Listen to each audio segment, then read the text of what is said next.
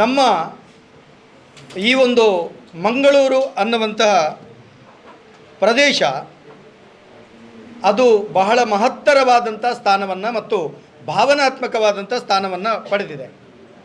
ಅಂಥದ್ರಲ್ಲಿ ನಮ್ಮ ಜಿಲ್ಲೆಗೆ ದಕ್ಷಿಣ ಕನ್ನಡ ಜಿಲ್ಲೆ ಎನ್ನುವ ಹೆಸರನ್ನು ಬದಲಿಸಿ ಮಂಗಳೂರು ಜಿಲ್ಲೆ ಎನ್ನುವ ಹಾಗೆ ಮರುನಾಮಕರಣ ಮಾಡುವಂಥ ಒಂದು ಉತ್ತಮ ಉದ್ದೇಶದೊಂದಿಗೆ ಈ ಒಂದು ಪತ್ರಿಕಾಗೋಷ್ಠಿ ನಡೀತಾ ಇದೆ. ಅದಕ್ಕೆ ಪೂರಕವಾಗಿ ಒಂದಷ್ಟು ಮಾಹಿತಿಗಳನ್ನು ನಿಮ್ಮೆದುರು ಇಡ್ತಾ ಇದ್ದೇವೆ. ಇದು ಯಾಕಂತ ಕೇಳಿದರೆ ಎಲ್ಲ ತುಳುಪರ ಬಂಧುಗಳಿಗೆ ಅಲ್ಲ ತುಳು ಭಾಷಾಪರ ಬಂಧುಗಳಿಗೆ ಮಂಗಳೂರು ತಾಲೂಕು ಏನಿದೆಯೋ ಅದನ್ನು ಮಂಗಳೂರು ಜಿಲ್ಲೆ ಅನ್ನುವ ರೀತಿಯಲ್ಲಿ ಮಾಡುವುದಕ್ಕಾಗಿ ಎಲ್ಲ ತುಳುವರ ಹೃದಯಾಂತರಾಳಕ್ಕೆ ಈ ಕಾರಣವನ್ನು ಸ್ಪಷ್ಟೀಕರಿಸುವುದಕ್ಕೋಸ್ಕರ ಈ ಪತ್ರಿಕಾಗೋಷ್ಠಿ ನಡೀತಾ ಇದೆ. 2000 ವರ್ಷಗಳ ದಾಖಲಾತ್ಮಕ ಇತಿಹಾಸ ಇರುವಂಥ ನಮ್ಮ ಜಿಲ್ಲೆಗೆ ವಿವಿಧ ಕಾಲಘಟ್ಟಗಳಲ್ಲಿ ಬೇರೆ ಬೇರೆ ಹೆಸರಿತ್ತು. ಸಾರ್ವತ್ರಿಕವಾಗಿ ತುಳುನಾಡು ಎಂದು ಈಗಿನ ದಕ್ಷಿಣ ಕನ್ನಡ, ಉಡುಪಿ ಹಾಗೂ ಕಾಸರಗೋಡನ್ನು ಒಳಗೊಂಡಂತಹ ಭೂಭಾಗಕ್ಕೆ ರಾಜಕೀಯ ಮತ್ತು ಸಾಂಸ್ಕೃತಿಕ ನೆಲೆಗಟ್ಟಿನಲ್ಲಿ ಹೆಸರು ಈಗಾಗಲೇ ಇತ್ತು. ಸುಮಾರು 2000 ವರ್ಷಗಳ ಹಿಂದೆ ಸಂಗಮ್ ಸಾಹಿತ್ಯದಲ್ಲಿ ನಾವು ಗಮನಿಸಿದರೆ ತಮಿಳಿನ ಸಂಗಮ್ ಸಾಹಿತ್ಯವಾದ ಅಗನಾನೂರು ಎಂಬ ಕಾವ್ಯಮಾಲೆಯ 13ನೇ ಪದ್ಯದಲ್ಲಿ ತುಳುನಾಡು ಎನ್ನುವ ಉಲ್ಲೇಖವಿರುವುದು ನಮಗೆ ಹೆಮ್ಮೆಯ ವಿಷಯ. ನಮ್ಮ ಪ್ರದೇಶದ ಇದು ಪುರಾತನ ದಾಖಲೆಯಾಗಿದೆ. ಮುಂದೆ ಅಳುಪರು, ಪಲ್ಲವರು, ಹೊಯ್ಸಳರು, ವಿಜಯನಗರ ಕೆಳದಿ ರಾಜರು ತುಳು ವಿಷಯ, ತುಳು ದೇಶ, ತುಳು ರಾಜ್ಯ ಎಂದು ನಮ್ಮ ಅವಿಭಜಿತ ಜಿಲ್ಲೆಗಳನ್ನು ಗುರುತಿಸಿರುವುದು ಇತಿಹಾಸದ ಪುಟಗಳಲ್ಲಿ ಸ್ಥಿರವಾಗಿರುವಂಥ ದಾಖಲೆಯಾಗಿದೆ. ವಿಜಯನಗರದ ಸಾಮ್ರಾಜ್ಯದ ಕಾಲದಲ್ಲಿ ಮಂಗಳೂರು ರಾಜ್ಯ, ಬಾರ್ಕೂರು ರಾಜ್ಯ ಎಂದು ಈಗಿರುವ ತುಳುನಾಡನ್ನು ವಿಭಾಗಿಸಿ ಆಡಳಿತಾತ್ಮಕವಾಗಿ ಪ್ರಸ್ತುತ ದಕ್ಷಿಣ ಕನ್ನಡ ಜಿಲ್ಲೆಯನ್ನು ಮಂಗಳೂರು ರಾಜ್ಯವನ್ನಾಗಿಸಿರುವುದು ಮಂಗಳೂರು ಎಂಬ ಹೆಸರಿಗಿರುವಂಥ ಐತಿಹಾಸಿಕ ಒಂದು ಮಹತ್ವವನ್ನು ನಾವು ಸಾರಬಹುದು.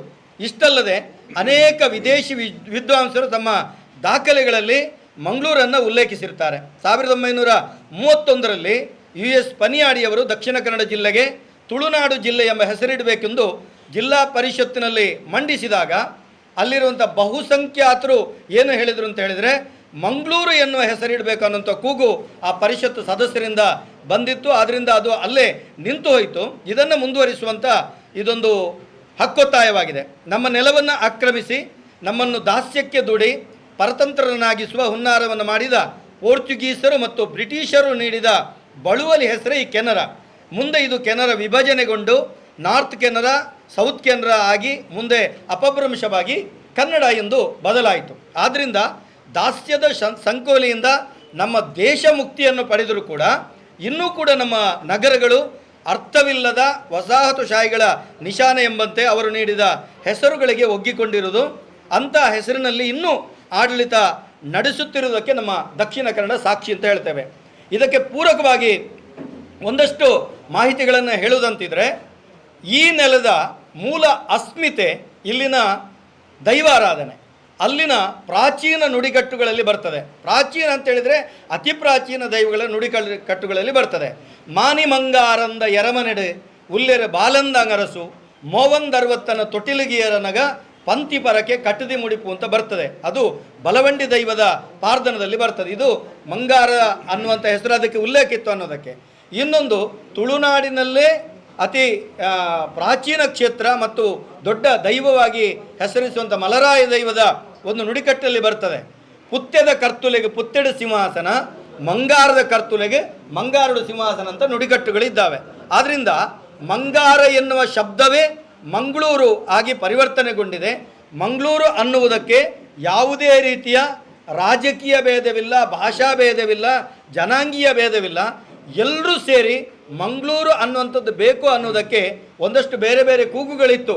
ಅದು ಕುಡ್ಲ ಆಗಬೇಕು, ಮಂಗಳಾಪುರ ಆಗಬೇಕು, ಬೇರೆ ಬೇರೆ ಹೆಸರುಗಳಿತ್ತು. ಆದರೆ ಅತಿ ಹೆಚ್ಚಿನ ಜನರು ದಾಖಲೆಗಳನ್ನು, ಹಿಂದಿನ ದಾಖಲೆಗಳನ್ನು, ಪ್ರಾಚೀನ ದಾಖಲೆಗಳನ್ನು, ಆರಾಧನಾ ದಾಖಲೆಗಳನ್ನು ಎಲ್ಲ ಉಲ್ಲೇಖ ಮಾಡಿ ಇದನ್ನು ಈ ರೀತಿ ಬೇಕು ಅನ್ನುವಂತಾಗಿ ಮಂಗಳೂರು ನಮಗೆ ಜಿಲ್ಲೆ ಆಗಬೇಕು ಅನ್ನುವಾಗಿ ನಾವು ನಿರ್ಧಾರ ಮಾಡಿದ್ದೇವೆ.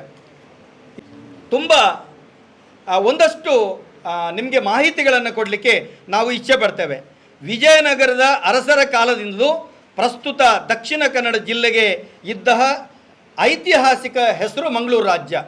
ವಿಜಯನಗರ ಕಾಲದಲ್ಲಿ ಪ್ರಸ್ತುತ ತಾಲೂಕಿಗೆ ಸೀಮಿತವಾಗಿರುವಂತಹ ಮಂಗಳೂರು ಹೆಸರನ್ನು ಇಡೀ ಜಿಲ್ಲೆಗೆ ಇಡಬೇಕು ಎನ್ನುವಂಥದ್ದು ಪಕ್ಷಾತೀತವಾಗಿ ರಾಜಕಾರಣಿಗಳು, ಸಾಮಾಜಿಕ ಚಿಂತಕರು, ತುಳುವರು ಮತ್ತು ಧಾರ್ಮಿಕ ಮುಖಂಡರ ಬೇಡಿಕೆಯಾಗಿದೆ. ತಾಲೂಕು ಕೇಂದ್ರದ ಹೆಸರನ್ನು ಇಡೀ ಜಿಲ್ಲೆಗೆ ಇಟ್ಟ ಹೆಸರು ನಿಮಗೆ ಗೊತ್ತಿರಬಹುದು, ಸಾಕಷ್ಟಿದೆ. ಧರ್ಮಾತೀತವಾಗಿ ಜಿಲ್ಲೆಯ ಹೊರಗೆ ಮತ್ತು ದೇಶ ವಿದೇಶಗಳಲ್ಲಿ ಇಲ್ಲಿನ ಮೂಲ ನಿವಾಸಿಗಳನ್ನು ಮಂಗಳೂರಿನವರೆಂದೇ ಗುರುತಿಸಿರುವುದು ಇಲ್ಲಿ ನಾವು ಉಲ್ಲೇಖಾರ್ಹ ವಿಷಯ ಆಗ್ತದೆ.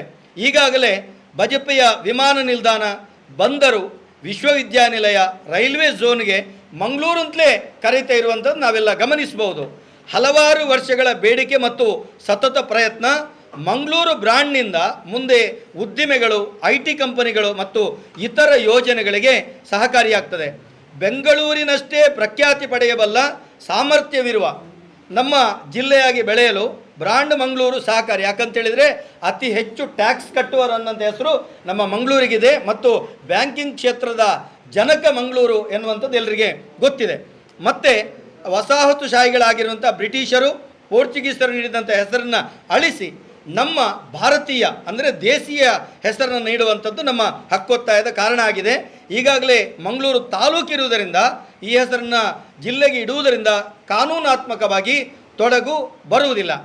ಜಿಲ್ಲೆಯ ಸಂಸದರು, ಶಾಸಕರು, ವಿಧಾನ ಪರಿಷತ್ ಸದಸ್ಯರು ಮಂಗಳೂರಿನ ಹೆಸರಿನ ಕುರಿತು ತುಂಬ ಒಲವನ್ನು ತೋರಿಸಿರುವುದು ಇದಕ್ಕೆ ಕಾರಣ ಆಗಿರ್ತದೆ. ಆದ್ದರಿಂದ ನಾವು ಎಲ್ಲ ಮಾಧ್ಯಮಗಳ ಮುಖೇನ, ಒಂದಷ್ಟು ನಾಯಕರುಗಳ ಮುಖೇನ, ಮಾಧ್ಯಮದೆದುರು ಜನಮಾನಸಕ್ಕೆ ನಾವು ಭಿನ್ನವಿಸುವುದಿಷ್ಟೇ. ಇದುವರೆಗೆ ಅವಿಭಜಿತ ದಕ್ಷಿಣ ಕನ್ನಡ ಜಿಲ್ಲೆ ಅಂತ ಹಿಂದೆ ಇತ್ತು. ಆಮೇಲೆ ಅದು ವಿಭಜಿತವಾಗಿ ಉಡುಪಿಗೆ ಆ ಪ್ರಾದೇಶಿಕ ಹೆಸರೇ ಬಂದಿದ್ದು, ಉಡುಪಿ ಜಿಲ್ಲೆ ಅಂತೇಳಿ. ಇಲ್ಲಿ ದಕ್ಷಿಣ ಕನ್ನಡ ಅಂತ ಉಳಿದೋಯ್ತು. ಹಾಗಾಗಬಾರ್ದು. ಇಲ್ಲಿ ಮಂಗಳೂರು ಅನ್ನೋಂಥದ್ದು ಆಗಬೇಕು ಅನ್ನೋಂಥದ್ದು ಎಲ್ಲರ ಇಲ್ಲಿನ ಒಂದು ಮಕ್ಕಳಿಂದ ಹಿಡಿದು ಅಬಾಲ ವೃದ್ಧರವರೆಗೆ ಎಲ್ಲರ ಆಶಯ. ಅದನ್ನು ನಡೆಸಿಕೊಡಬೇಕು ಅನ್ನೋಂಥ ಬೇಡಿಕೆಗಳನ್ನು ಸರ್ಕಾರದ ಎದುರು ಇಡುವುದಕ್ಕೆ ಈ ಪತ್ರಿಕಾಗೋಷ್ಠಿ ನಡೀತಾ ಇದೆ. ಇದಕ್ಕೆ ಬಂದಿರುವಂಥ ಎಲ್ಲರನ್ನ ಮತ್ತೊಮ್ಮೆ ಸ್ವಾಗತಿಸ್ತಾ ನನ್ನ ಮಾತಿಗೆ ವಿರಾಮವನ್ನು ಇಡ್ತಾ ಇದ್ದೇನೆ.